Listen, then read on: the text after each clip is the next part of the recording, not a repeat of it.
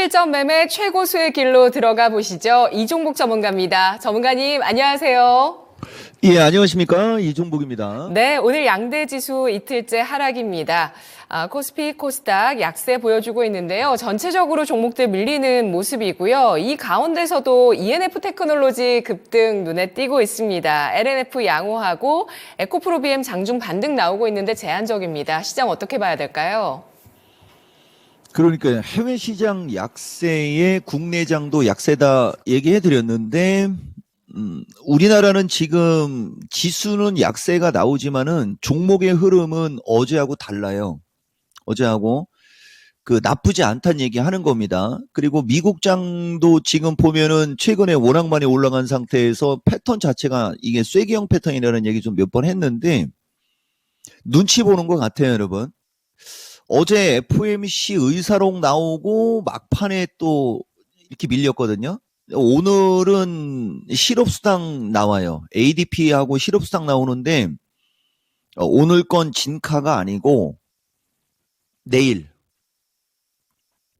그죠? 아마도 내일 고용지표 그 눈치 보는 거 아니냐 정도 보이거든요, 지금. 그리고 나스닥은 사실 지금 조금 더 밀리는 게 좋거든요.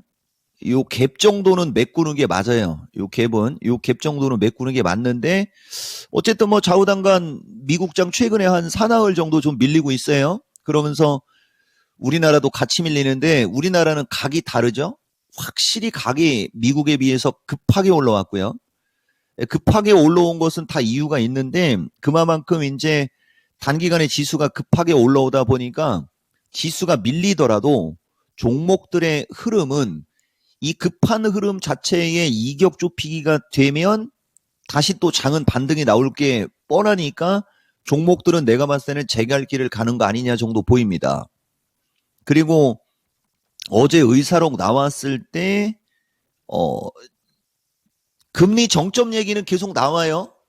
그리고 내년도 이제 금리 인하에 이제 모든 사람들이 이제 집중되어 있는 건데 가서 금리 얘기를 하면 안 되는데 지금 그래도 말이 나왔으니까 내가 금리 관련한 것도 이 데이터하고 이런 걸 찾긴 찾았거든요. 근데 아직은 뭐 올려놓지는 내가 이걸 아직 확실하게 분석을 해서 얘기를 하지는 않고 있지만은 어쨌든 내년도 금리 사이클, 금리가 어느 시점에서 인하가 시작되는지에 대한 어떤 이벤트도 좀 준비를 해야 돼요.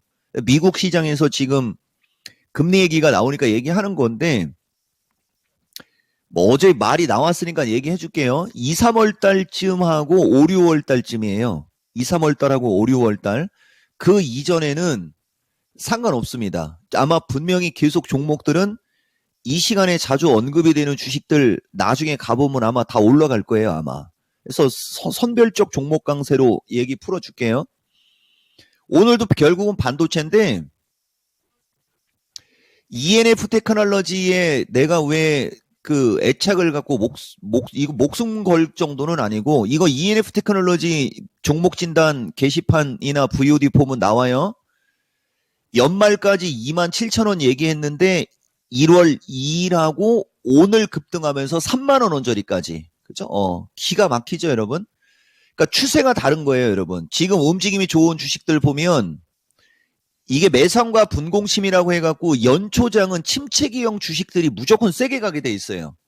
이 주식 보면은 진짜 1년, 2년, 거의 3년 동안 5만원에서 2만원까지 하락했지 않습니까? 그러니까 이제 명분 받아서 급등한 거고 이것도 따라가면 안 돼요.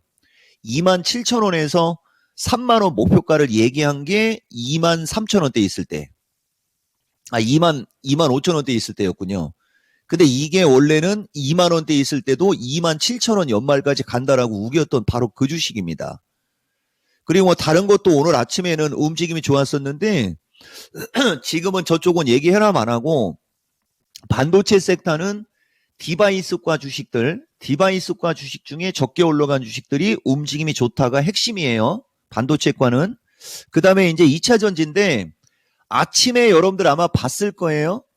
종합이 아침에 밑으로 급락했을 때 에코프로 BM 개파락으로 나왔었고 종합이 이제 낙폭을 살짝 줄이려고 할 때, 그죠? 지수가 살짝 낙폭을 줄이려고 하면서 352쪽으로, 와, 이거 지금 350을 깨고 있네요. 그죠? 예, 중국이 역시 급락하는군요. 자, 어쨌든 352 위쪽으로 올라갈 때 이 에코프로 BM이 장중에 순간적으로 26만 원에서 27만 원 후반까지 올라갔다라는 거에서 우리가 힌트를 얻어야 돼요. 그러니까 2차 전지도 지금 보면 시가총액 비가 높은 주식들이 조금 약한 게 있어서 그렇지, LNF도 지금은 따라가면 안 됩니다. LNF. 그 다음에 아까 아침에 원준이가 급등했었고요. 그 다음에 지금 SKI도 나쁜 흐름이 아니에요. 2차 전지 섹터들도 전고체 관련주하고 분리막 관련주 쪽이 최근에 흐름이 양호합니다. 근데 지금 이거 대본을 지금 뭐 약세장에서 보여줄 필요는 없고, 내가 다음 주에 한번 이번 야간 강연 방송 2024년 시장 전망, 주도주 전망할 때 얘기했던 부분 좀 이야기해 줄게요. 결론은 펫배터리하고 전고체, 그다음에 분리막 등 그쪽 라인의 주식들이 1월 달 쪽은 최소한 수익률이 유리합니다. 시가총액 비도 그렇고 주가 패턴도 그렇고 그쪽이 좀 양호할 거예요, 여러분. 종합도 여기서 얼추 348 수준 정도, 요건 좀 이따 얘기해 줄게요. 그래도 미리 준비는 해놓고, 이게 어제 내가 1월 시장 전략할 때 350이 348, 344 해갖고 요번 마디에 단기입니다, 이거 여러분. 요 단기 지지 라인 정도 얘기해 줬거든요. 이제 여기서 조금만 더 밀리면 348이에요. 그죠? 중심까지 온 거예요. 그럼 348에서 이 344 라인 자리에서 저들을 사는 거라는 거죠. 저들을. 지금 막 사는 게 아니고 348에서 344 쪽으로 왔을 때 저쪽을 사기만 하면 수익 나는 겁니다. 근데 이제 여러분 일반인들은 요 지수까지 안 오고 막 올라가려고 하면 거기서 따라간단 말이에요. 거기서 따라가니까 지금 어때요? 지금처럼 이렇게 지수가 밀리니까 따라가면 물리죠. 근데 사실 지금 지수에서 물려도 먹고 팔 수는 있어요. 그렇지만 주식을 물렸다 먹고 팔면 안 되잖아요. 사자마자 먹어야 될 거 아닙니까? 그래서 주식을 살 때는 지수 지지권에서 사라고 하는 거거든요. 패스. 어차피 이 얘기는 해도 안 되는 사람은 죽어도 안 됩니다. 이게 고쳐지려면 진짜 엄청 오래 걸려요, 여러분. 근데 우리는 이게 본능적으로 나오는 거죠. 20년 동안 이 바닥에 있었기 때문에. 아까 얘기했던 것 중에 보통 금리 인하 사이클은 장에 올라간 적이 없어요. 한 번을 제외하고. 근데 그 한 번도 그거 올라갔다고 얘기할 수는 없는 거거든요. 올해가 금리 인하가 3월 달이나 6월 달이나 막 포커스 자꾸 얘기하지 않습니까? 그때부터 장 빠질 거라니까. 사람들은 그런 걸 알려줘도 이게 안 되는 게, 우리는 20년 동안 시장에서 경험을 했고, 그렇지 않은 사람들은 그걸 경험을 한 적이 없기 때문에 그게 안 되는 거예요. 그래서 지금 현재 시점의 요점은 지수 지지권에서 2차 전지를 강력 매수입니다. 강력 매수. 왜냐면 갈 게 저쪽밖에 없거든요.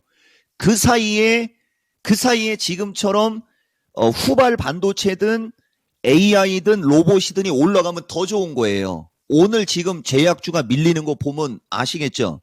지수가 이제 이렇게 어느 정도 밀려 내려가게 되면은 움직임이 좋았던 주식이 무조건 빠지게 돼 있습니다. 그러면 최근에는 지수가 올라갈 때도 힘이 없었고 지금 지수가 밀리고 있잖아요. 무조건 2차 전지라니까요. 요거는 이제 확인이 되려면 한 2주 지나야 돼요. 한 2주. 예, 한 2주 정도 지나고 하게 될 겁니다. 그래서 어쨌든 간에 그렇고요. 로봇은 눌림목이고 제약은 차익 매물을 받고 있다. 요 차익 매물을 받을 때 또 제약주도 물건을 고르는 겁니다. 그래서 오전장 특징은 뭐 노멀하게 뭐 정상적으로 그냥 움직이는 대로 움직인다. 그리고 단기간에 급등한 제약주 쪽이 조정이 나오는 게 좋은 거고요. 그 다음에 이제 제약주하고 반도체 쪽이 움직임이 좋을 때 지금 조정받고 있는 2차 전지과는 아마도 조만간에 이제 장중에 뭐 급등, 권미란 앵커가 그런 얘기 할 날이 다가오고 있다. 말씀드리겠습니다. 네. 제약바이오에서 물건을 고를지 아니면 지수 지지권 이제 보면서 2차 전지에서 고를지 2차 전지는 그 2차 전지 중심주 어떤 대형주보다는 아까 말씀하신 폐배터리나 그리고 분리막 이런 쪽이 더 우선 선별적으로 우선 접근할 쪽인가요? 그러니까요. 자꾸 그런 거 이거 자꾸 이거 권미란 앵커 이거 버릇되는 것 같아요. 작년도 어느 때쯤인가? 네. 지금 당장 포트를 사면 어떤 거 삽니까라고 할 때도 2차 전지하고 당연히 제약주조라고 했던 적이 있었을 거예요, 여러분.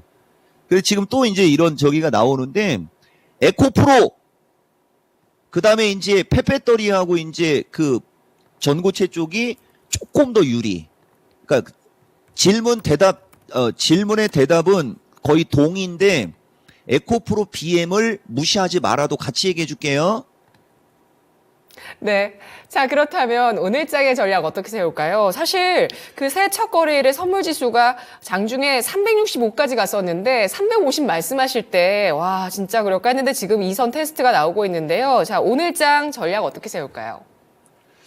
그러니까 이게 말이 나온 김에인데 원래 이거 짜고 치는 거 아닙니다, 여러분. 내가 그냥 말한 김에 말해 드릴게요. 여기 보면 이게 보여주는 이유는 여러분들이 최근에는 호응이 좋았기 때문에 여러분들 장중에 내가 이거 방송할 때 가끔 가다가 저는 저 사람들도 몰라요. 누군지도 모르고 얼굴도 몰라요. 종목들 뭐 야간 방송 종목들 대박이네 막 이런 얘기 나오지 않습니까? 여러분들이 직접 보면 돼요.